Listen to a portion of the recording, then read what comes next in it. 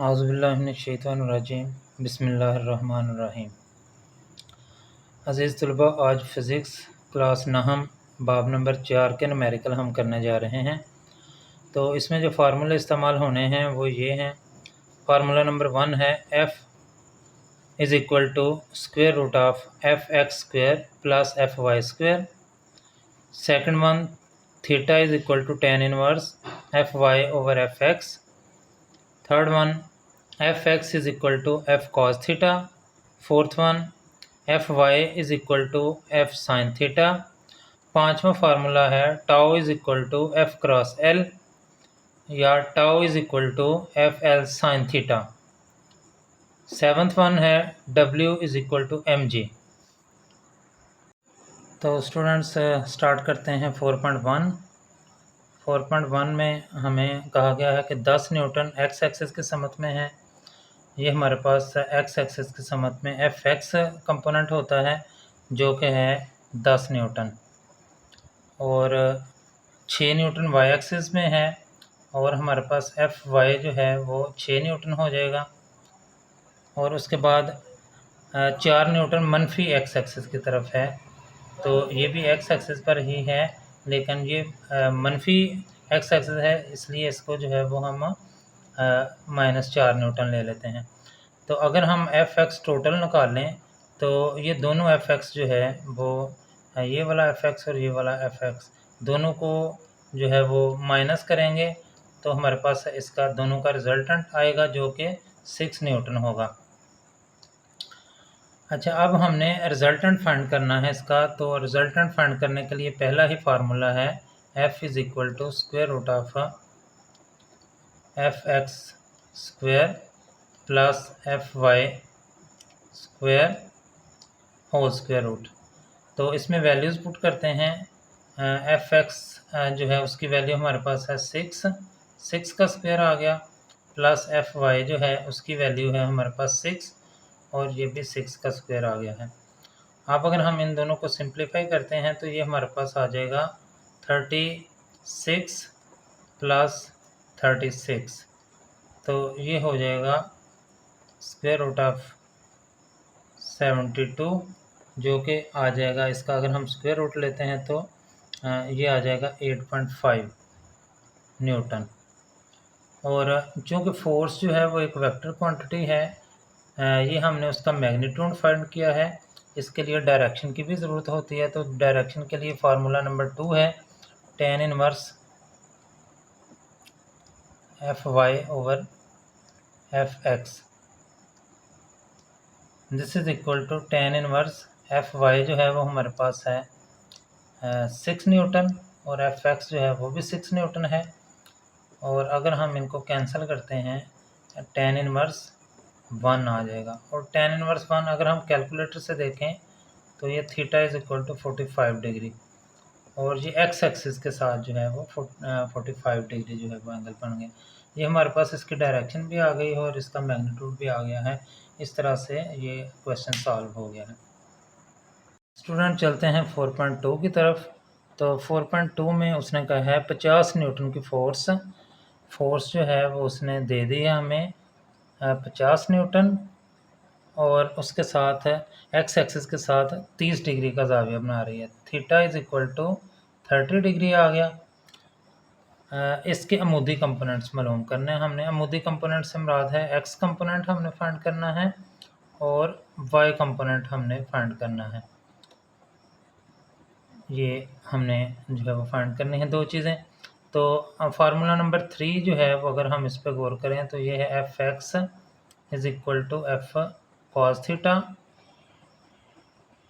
और इसमें f जो है उसकी वैल्यू हमें 50 न्यूटन दी गई है, और cos वैसे ही रहेगा, और थीटा की वैल्यू 30 डिग्री है। हम इसकी वैल्यू cos थीटा की वैल्यू अगर कैलकुलेटर से फाइंड करते हैं तो ये हमारे पास आ जाती है 0.866। इसको अगर हम मल्टीप्लाई करते हैं तो ये 43.3, और ये चूँकि फोर्स है और इसका यूनिट जो है वो न्यूटन आ जाएगा। 43.3 न्यूटन जो है ये हमारे पास फोर्स एफ एक्स आ गया है एक्स कंपोनेंट। अब हम एफ वाई कंपोनेंट फाइंड करते हैं जो कि F Y is equal to F sine theta का फार्मूला है इसमें, और ये हो जाएगा एफ 50 न्यूटन है और साइन जो है वो वैसे ही रहेगा और ये 30 डिग्री है।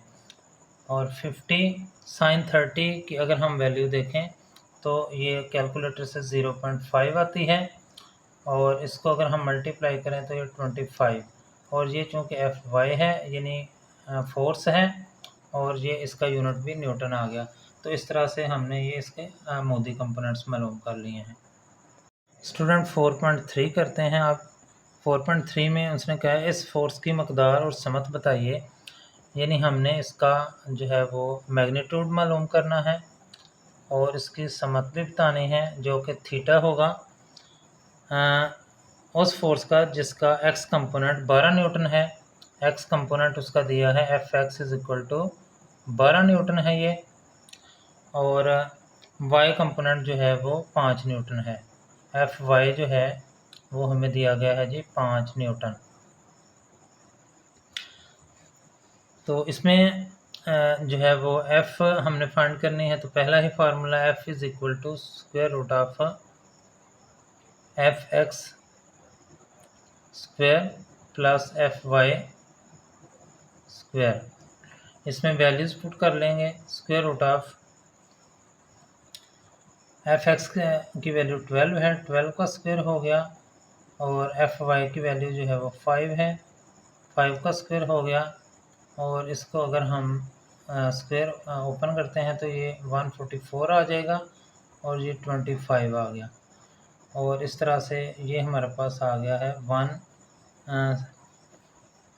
इनको ऐड करते हैं तो 169 आ गया, और जो कि 13 न्यूटन के इक्वल हो जाएगा ये फोर्स। और अब हम फाइंड करते हैं theta. Theta is equal to tan inverse F Y over F X. tan inverse F Y की वैल्यू जो है वो हमें 5 दी गई है, और एफ एक्स जो है उसकी वैल्यू 12 है, और इसको हम डिवाइड कर लेंगे तो ये आ जाएगा tan इनवर्स 0.417, और अगर हम इसकी वैल्यू निकालते हैं तो ये 22.6 डिग्री आ जाएगी। इस तरह से हमारे पास थीटा भी आ गया है और ये जो है वो एफ भी आ गया है।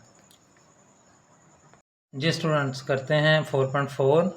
100 न्यूटन की फोर्स हमें गिवन है 100 न्यूटन। नट से 10 सेंटीमीटर के फासला पर स्पिनर पर अमूदन अमल कर रही है। तो यहाँ पर एल जो है वो फासला है 10 सेंटीमीटर का, क्योंकि हमारा सिस्टम इंटरनेशनल में यूनिट जो है वो मीटर है, लिहाजा हम इसको 100 से डिवाइड करते हैं तो ये मीटर हो गया, और ये 0.1 मीटर आ जाएगा।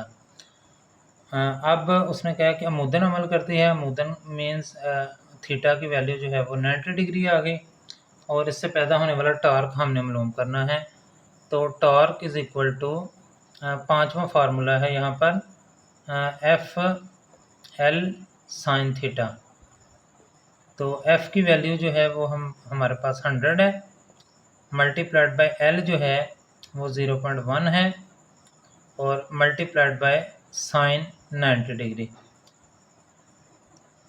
अगर हम 10 को और 0.1 को मल्टीप्लाई करते हैं 100 को और 0.1 को, तो ये 10 आ जाता है, मल्टीप्लाइड बाय साइन 90 की वैल्यू जो है वो 1 है, तो ये हमारे पास आ जाएगा 10। टॉर्क इज इक्वल टू 10, और इसका यूनिट होता है न्यूटन मीटर। इस तरह से ये टॉर्क हमारे पास आ गया। जी स्टूडेंट्स करते हैं 4.5। 4.5 में हमें गिवन है एक फोर्स किसी जिस्म पर एक्स एक्सिस के साथ 30 डिग्री का ज़ाविया बनाते हुए, थीटा जो है वो 30 डिग्री है, ये गिवन है, अमल कर रही है। फोर्स का एक्स कंपोनेंट 20 न्यूटन है, यानी एफ एक्स जो है वो हमें दे दिया गया है जो कि 20 न्यूटन है, और फोर्स मालूम करनी है हमने।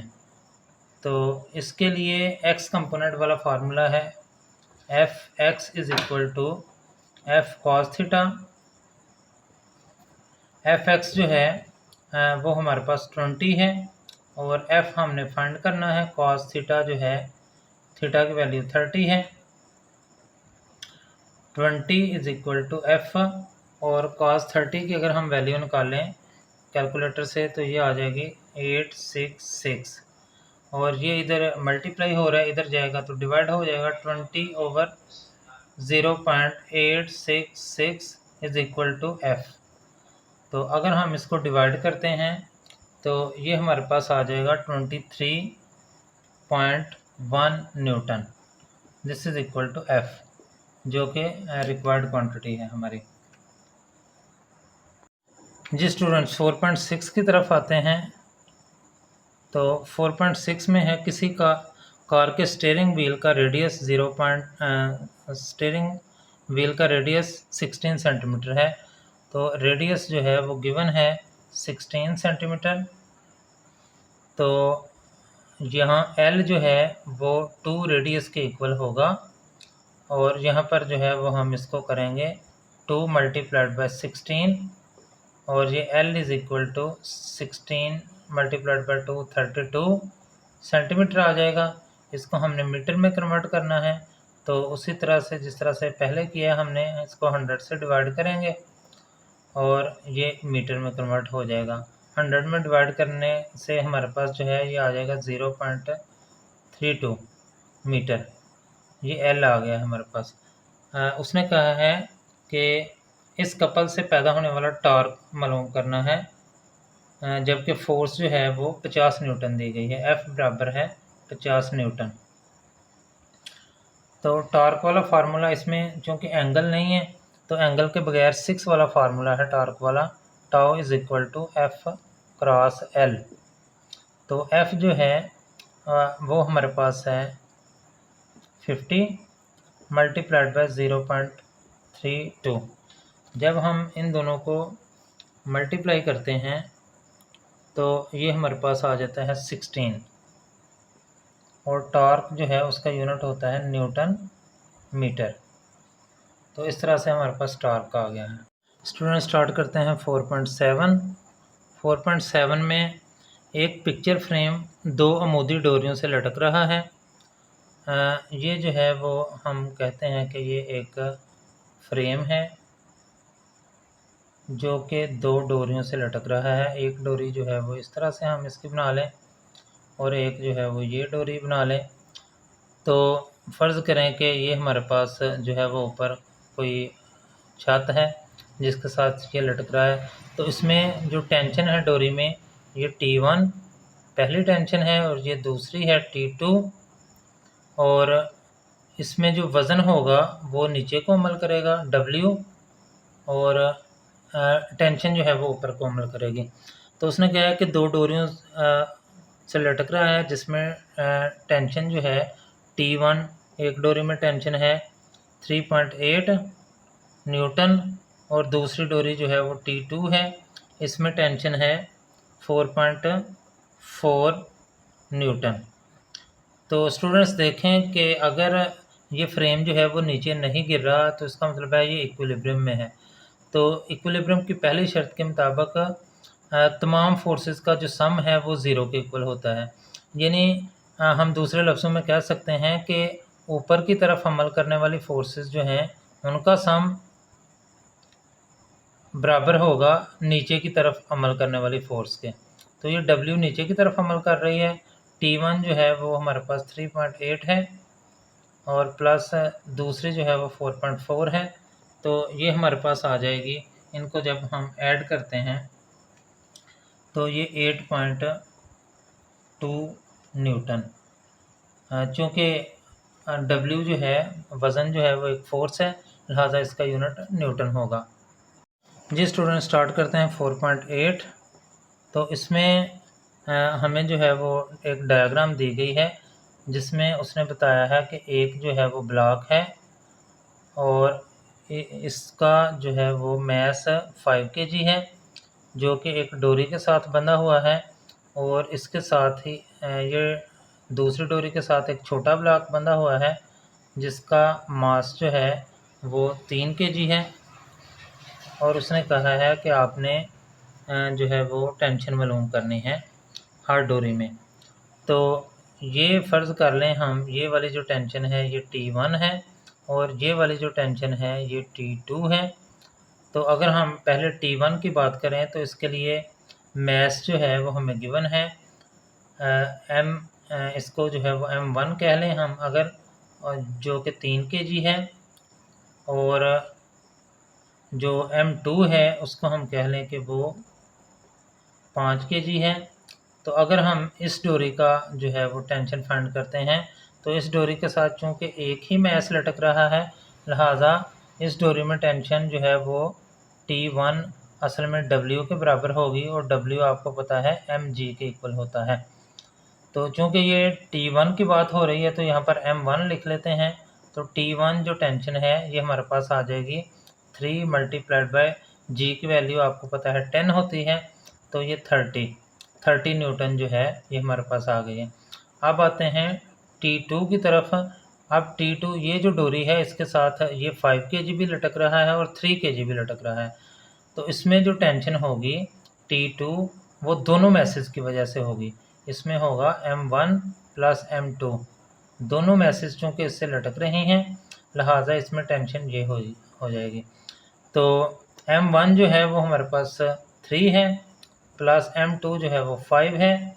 इन दोनों को ऐड कर लिया और G की वैल्यू 10 होती है और 3 प्लस 5 जो है वो 8 हो गया और ये 10, और इन दोनों को अगर हम मल्टीप्लाई करते हैं तो ये 80 और ये न्यूटन इसका यूनिट आ जाएगा।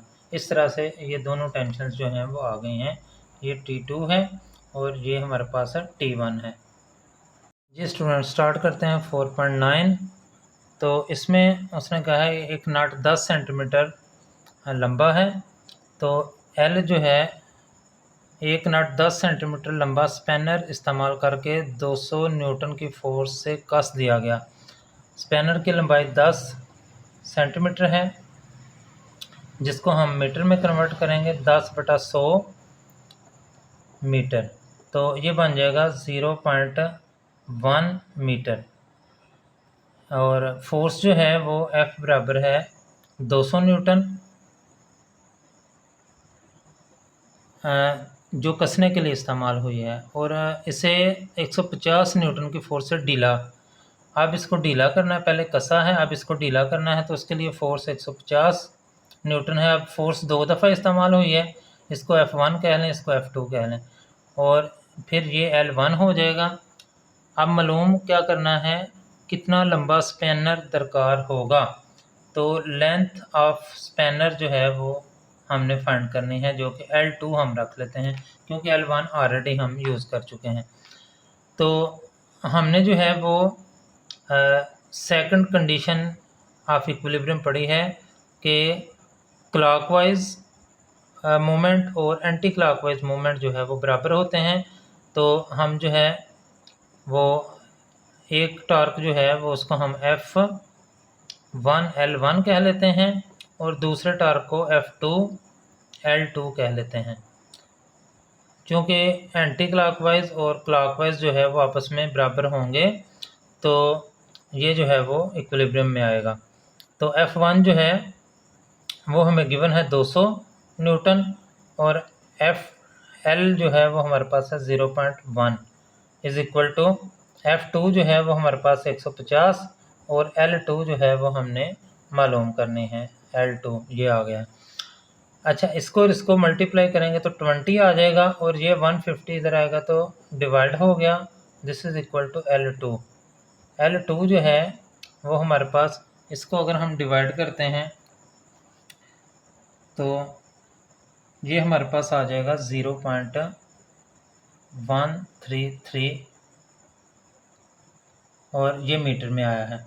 अब अगर हम इसको सेंटीमीटर, क्योंकि ये छोटी लेंथ है इसलिए हम इसको सेंटीमीटर में कन्वर्ट करते हैं, तो इसको 100 से डिवाइड करना पड़ेगा 100 सेंटीमीटर से, तो ये हमारे पास आ जाएगा 13.3 सेंटीमीटर L2। इस तरह से हमने सेकंड स्पैनर जो है उसकी लेंथ फाइंड कर ली है। जी स्टूडेंट, चलते हैं 4.10 की तरफ। 4.10 है 10 किलोग्राम मास का एक ब्लॉक 1 मीटर लंबी सलाख के मरकज से 20 सेंटीमीटर के फासले पर लटकाया गया है। तो इसकी डायग्राम बनानी पड़ेगी हमें कि फ़र्ज़ करें कि ये एक सलाख है जिसकी लेंथ जो है वो 1 मीटर है और इसका सेंटर जो है उसने कहा है कि ये फ़र्ज़ करें कि हम इसका सेंटर जो है इसको एक एज के ऊपर रखते हैं। तो 10 किलोग्राम का मास, अगर ये 1 मीटर है तो आधा मीटर जो है यानी 0.5 मीटर इधर रह जाएगा और 0.5 मीटर इधर रह जाएगा इससे। अब उसने कहा है कि एक 10 किलोग्राम का मास है जो कि ये इसके मरकज़ से 20 सेंटीमीटर के फासले पर जो है, यानी यहाँ से यहाँ तक जो है वो 20 सेंटीमीटर का फासला अगर हम लें, 20 सेंटीमीटर से मुराद है 0.2 मीटर। तो ये उसने कहा कि ये मैस जो है वो इधर लटकाया गया है और ये है हमारे पास 10 किलोग्राम।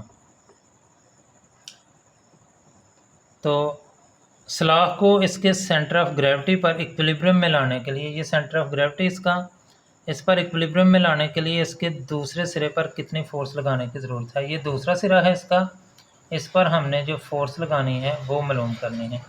तो फ़र्ज़ कर लेते हैं कि ये फोर्स जो है वो F2 है और ये जो लेंथ है ये L2 है और इधर जो हमने यहाँ से लेकर यहाँ तक जो लेंथ इस्तेमाल की है वो L1 है और ये जो मैस लटक रहा है इसको फोर्स बनाएंगे तो ये F1 हो जाएगी। तो उसी तरह से क्लॉकवाइज मोमेंट और एंटी क्लॉकवाइज मोमेंट जो है वो दोनों बराबर होते हैं तो ही एक जिस्म जो है वो इक्विलिब्रियम में होता है। तो इसके लिए क्लॉकवाइज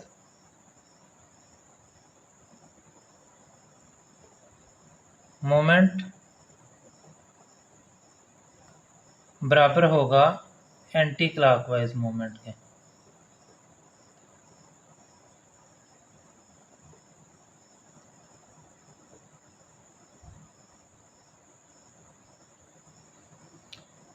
तो इसमें जो है वो क्लॉकवाइज मोमेंट अगर हम देखें तो ये जो है वो हमारे पास ये क्लॉकवाइज है इस तरह से और इसका जो है वो हम लिखेंगे F1 L1 बराबर होगा F2 L2 के। अब देखें इसमें F1 जो है वो हमारे पास है ये वाला, जो कि हम F जो है वो F is equal to mg भी होता है। चूँकि हमारे पास यहाँ पर ये F1 नहीं थी लिहाजा हमने इसको mg में कन्वर्ट कर लिया और मैस को यूज़ करेंगे यहाँ पर। और L1 जो है वो हमारे पास है 0.2, ये इक्वल हो जाएगा F2 हमने फाइंड करना है, जबकि L2 जो है वो हमारे पास है 0.5, ये 0.5 आ गया है। और इस तरह से ये हमारे पास आ जाएगा। m की वैल्यू अगर हम इसमें पुट करते हैं तो m की वैल्यू है हमारे पास 10 और g की वैल्यू भी 10 है। ज़रा 0.2 और ये बन जाएगा F2 मल्टीप्लाइड बाय 0.5